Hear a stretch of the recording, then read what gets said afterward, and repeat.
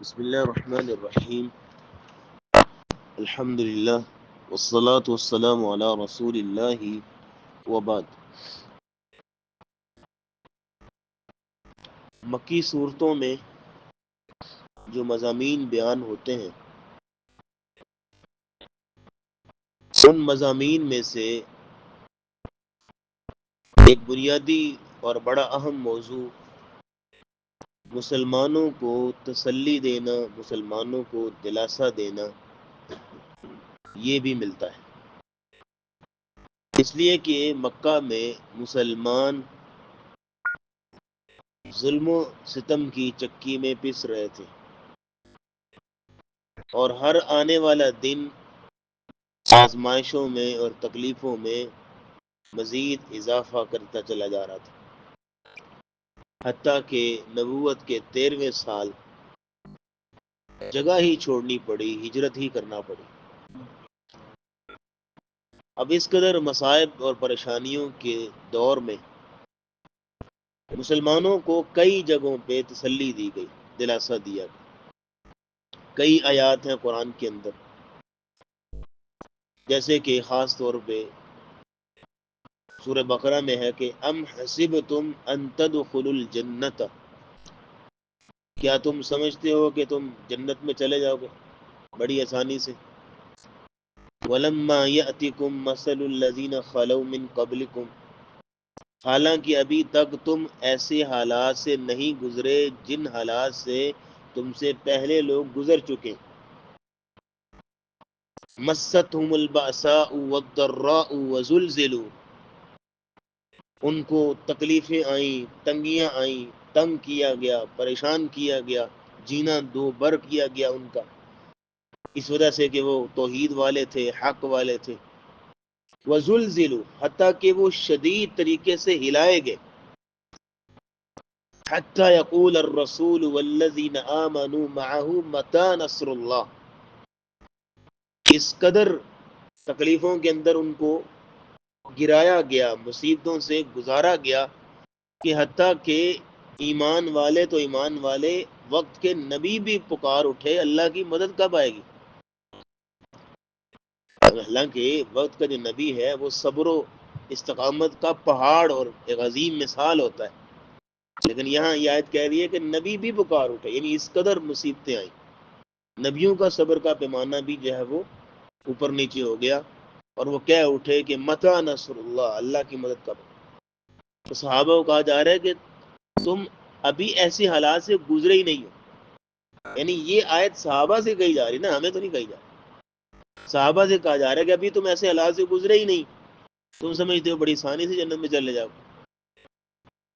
اور پھر سورہ عنکبوت جو اس سورۃ الروم سے پہلے گزری ہے، اس میں جو ہوتا ہے الف لام میم احسب الناس ان یترکوا ان یقولوا آمنا وهم لا یفتنون، کیا لوگوں نے یہ سمجھ لیا ہے کہ ایمان لے آئے اور بس بات ختم ہو گئی، کسی قسم کی آزمائش نہیں آئے گی، مصیبتیں نہیں آئیں گی، تکالیف نہیں آئیں گی؟ بلکہ حدیث میں آتا ہے یبتل الرجل علی حسب دینی، بندے کو تکلیفوں سے دوچار کیا جاتا ہے اس کے دین کی وجہ سے۔ اکثر اوقات انسان کے دل میں یار نمازیں تو میں ساری پڑھتا ہوں، ہاں اذکار بھی کرتا ہوں، قرآن کی تلاوت بھی روٹین بنائی ہوئی ہے، سارا کچھ کرتا ہوں، پھر یہ سمجھ نہیں آتی کہ تکلیفیں، پریشانیاں، وہ فلاں بندہ بھی تو ہے نماز بھی نہیں پڑھتا وہ، لیکن یہ ہے کہ ہٹا کٹا خوش باش زندگی گزار رہا ہے، فلاں دیکھو وہی ہو تو وہ تو کہاں وہ قرآن پڑھتا ہے، اذکار کرتا ہے، لیکن یہ خوش باش ہے۔ سر ایسے خوش باش تو نہیں ہے، اپنی جگہ پہ ہر بندہ تھکا ہوا ہے، لیکن یہ لگتا ہے آپ کو خوش باش ہے، اور پھر یہ ہے کہ دور کے ڈول ویسے سہانے لگتے ہیں۔ تو بہرحال انسان پہ آزمائشیں، تکالیف، پریشانیاں، انسان تو سمجھتا ہے شاید میں تو نمازیں تو پڑھ لیتا ہوں، سارے کام ہیں، پھر پتہ نہیں کیوں تکالیف آتی ہیں۔ تو حدیث میں ہے کہ یبتل الرجل علی حسب دینی، بندے کے دین کے بقدر ہی اس کو آزمائشوں میں مبتلا کیا جاتا ہے۔ جیسے ایک صحابی ہے رسول اللہ کے پاس، اور آپ سے آ کے مصافحہ کیا،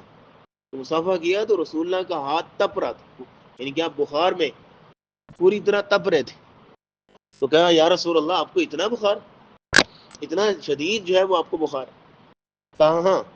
مجھے اتنا بخار ہوتا ہے جتنا کہ تم میں سے 2 بندوں کو ہوتا ہے، یعنی مجھے اکیلے کو اتنا بخار ہوتا ہے۔ تو صحابی نے کہا یا رسول اللہ پھر آپ کے لیے اجر بھی تو ڈبل ہی ہوگا نا پھر، یعنی جتنا پھر مصیبتوں میں تکلیف میں بندہ دو چار کیا جاتا ہے اتنا اجر بھی زیادہ ملتا ہے۔ تو بہرحال یہاں بھی دیکھیے سورۃ الروم میں بھی اللہ رب العزت نے تسلی اور دلاسا دی، آیت نمبر 47، وَلَقَدْ أَرْسَلْنَا مِن قَبْلِكَ رُسُلًا، اور بلا شبہ یقیناً ہم نے بھیجا آپ سے پہلے کئی رسولوں کو، آپ سے پہلے بھی کئی رسول آئے، اِلَىٰ قَوْمِهِمْ، ان کی قوم کی طرف ہم نے ان کو بھیجا، بالبینات، اور انبیاء ان کے پاس آئے انتہائی واضح دلائل لے کر، معجزات لے کر، اور خوب اچھے سے بات کو سمجھا دیا، دعوت دے دی، تبلیغ کر دی، اللہ کا پیغام بڑے جچے تلے انداز کے ساتھ پہنچا دیا۔ پھر کیا ہوا جب انہوں نے نہیں مانا، فَانْتَقَمْنَا مِنَ الَّذِينَ أَجْرَمُوا، تو ہم نے مجرموں سے انتقام لیا، وَكَانَ حَقًّا عَلَيْنَا نَصْرُ الْمُؤْمِنِينَ، اور ہمارے اوپر لازم ہے، اللہ کہہ رہے ہیں ہمارے اوپر لازم ہے کہ ہم مومنوں کی مدد ضرور کرتے ہیں۔ یہ تسلی دی جا رہی مسلمانوں کو کہ تمہارا حال نہیں ہے، تم سے پہلے لوگوں پر بھی اللہ نے یہ معاملہ رکھا کہ انبیاء آئے، دلائل دیے، معجزات دکھائے، سارا کچھ سمجھا دیا، لوگوں نے نہیں مانا۔ قوم نوح کو دیکھ لو، پھر یہ ہے کہ اللہ نے حضرت نوح کو اور ان کے ماننے والوں کو نجات دی، اور پھر یہ ہے کہ جو منکرین تھے، کافر تھے، ان کو غرق کر دی۔ قوم عاد، قوم سمود، اس طرح پورا ایک سلسلہ ہے۔ تو اللہ کہتے ہیں ہمارے اوپر لازم ہے کہ ہم مسلمانوں کی، مومنوں کی، اپنے بندوں کی مدد کرتے ہیں، لہذا تمہاری مدد بھی ہوگی۔ اللہ الذی یرسل الریاح، اللہ ہی وہ ذات ہے کہ جو بھیجتی ہے ہواؤں کو، الریاح ہواؤں کو۔ لاسٹ ٹائم بھی ہوا کے حوالے سے بات ہوئی تھی کہ ہوائیں مختلف کام کے لیے ہیں، بادلوں کو اٹھاتی ہیں، بادبانی کشتیوں کو چلاتی ہیں، اور پھر یہ ہے کہ خوشخبری کی نوید لے کر آتی ہیں۔ یہاں کہا جا رہا ہے اللہ الذی یرسل الریاح، اللہ ہواؤں کو بھیجتا ہے، فتثیر سحابا، اور وہ ہوائیں بادلوں کو اٹھاتی ہیں، فیبسطہ فی السماء، اور پھر بادلوں کو آسمان میں پھیلا دیتی ہیں۔ ہم نے بتایا تھا کہ بادلوں کی جو ٹرانسپورٹ ہے ساری کی ساری وہ ہواؤں کے اوپر، فیبسطہ فی السماء کیف یشاء، اور وہ اللہ ہواؤں کے ذریعے سے بادلوں کو آسمان پہ پھیلا دیتا ہے جیسے چاہتا ہے۔ وَيَجْعَلُهُ كِسَفًا، اور اللہ بادلوں کو بھاری کر دیتا ہے، جیسے پانی سے بھر دیتا ہے، بادلوں کو بھاری کر کے پانی سے بھر دیتا ہے۔ فَتَرَى الْوَدْقَ، پھر تو دیکھتا ہے کہ پانی يَخْرُجُ مِنْ خِلَالِهِ، کیسے ان بادلوں سے نکل رہا ہوتا ہے اور بہہ رہا ہوتا ہے، بارش ہو رہی ہوتی ہے۔ فَإِذَا أَصَابَ بِهِ مَن يَشَاءُ مِنْ عِبَادِهِ، پس جب وہ رحمت کا پانی اللہ اپنے بندوں کو پہنچاتا ہے، اذا ہم یستبشرون، تو فوراً خوشیوں سے مسکرا اٹھتے ہیں اور لہلہا اٹھتے ہیں، اور ان کے اندر ایک امید کی، ایک خوشی کی کرن دوڑنے لگتی ہے۔ یہ جو مصنوعی آب پاشی والے علاقے ہیں، ان علاقوں میں تو اس کا نظارہ نہیں ہو سکتا، خاص طور پہ جو بارانی آب پاشی والے علاقے ہیں وہاں پہ یہ چیز دیکھی جاتی ہے۔ یہ کسان پہلے بیٹھا ہوتا ہے مایوس ہو کے، اب پتہ نہیں بارش ہوگی کہ نہیں، ابھی جو ہے ہل چلانا ہے، بیج بونا ہے، لیکن جیسے ہی بادل آتے ہیں اور پھر یہ ہے کہ بارش ہونے لگتی ہے تو ایک خوشی کی لہر دوڑتی اور کسان جو ہے مسکرانے لگ پڑتا۔ تو یہاں اللہ کہہ رہے ہیں فَإِذَا أَصَابَ بِهِ مَن يَشَاءُ مِنْ عِبَادِهِ إِذَا هُمْ يَسْتَبْشِرُونَ، فوراً خوش ہونے لگتے ہیں۔ وَإِن كَانُوا مِن قَبْلِ أَن يُنَزَّلَ عَلَيْهِمْ، اور بے شک وہ لوگ اس سے پہلے کہ اللہ بارش ان پہ نازل کرتا،